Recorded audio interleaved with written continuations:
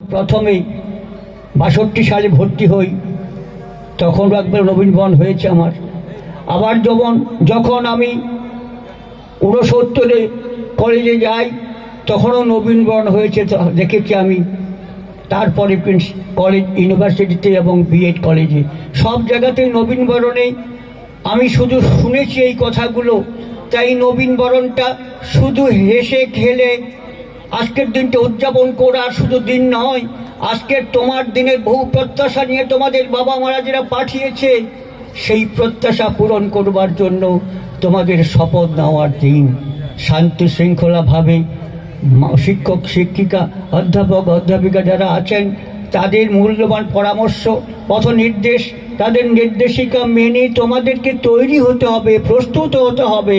যেসব নামগুলো আগে বললাম, শ্রদ্ধেয় এবং গুণীজন মানুষ যারা বাংলার মুখ উজ্জ্বল করেছে, ভারতবর্ষের মুখ উজ্জ্বল করেছে, তোমরা কি পারো না সেই জায়গায় নিজেদের আমাদের বংশীহারি, বুনিয়াদপুর, দক্ষিণ দিনাজপুরের নাম উল্লেখ করে এই দিনাজপুরের নামকে তোমরা ইতিহাসের পাতায় ঠাঁই দিতে পারো নাকি?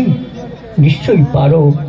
ঈশ্বরের কাছে প্রার্থনা করব তোমরা যে মুখগুলো আজকে আমি দেখতে পাচ্ছি, তোমরা যদি মনে করো নিজেকে তৈরি করবার জন্য শপথ গ্রহণ করো, শুধু দিনটা মোবাইলে আর ওই ইয়েতে নিজেকে নিয়োজিত না করে তোমরা নিজেদের পুঁথিগতভাবে, আজকে আমি অনেক জায়গায় শুনতে পাচ্ছি শুধু কলেজে ভর্তি হয়, বিএড কলেজে ভর্তি হয়, অমুক জায়গায় ভর্তি হয়, কিন্তু কলেজে আসে না। ইউনিভার্সিটিতে দেখেছি। তো এই জিনিসগুলো কেন হবে? তোমরা যাদের কাছে এসে শিক্ষা গ্রহণ করবে, যাদের পাদমূলে বসে থেকে তোমরা সব পরামর্শ নেবে, নির্দেশ নেবে, এইসব করতে গেলেই তোমাদের তো তাদের সঙ্গ নিতে হবে। শিক্ষক শিক্ষার্থীর মধ্যে যে মধুর সম্পর্ক, এই সম্পর্ক কেবল শুধু তুমি কলেজে ভর্তি হলেই হবে না। আজকে আমরা যখন কলেজে পড়তাম তখন দেখতাম মাস্টারমশাইরা আমাদেরকে এত বাধায় স্নেহ, এবং কলেজেও আমাদের মাথায় চারটি মেজে তারা বলতেন তোমাদের এইভাবে চলতে হবে। এই সম্পর্কটা যদি তোমাদের গড়ে না ওঠে, শিক্ষক শিক্ষার্থী এবং অভিভাবক এই ত্রিবেণী সঙ্গমে কি হয়?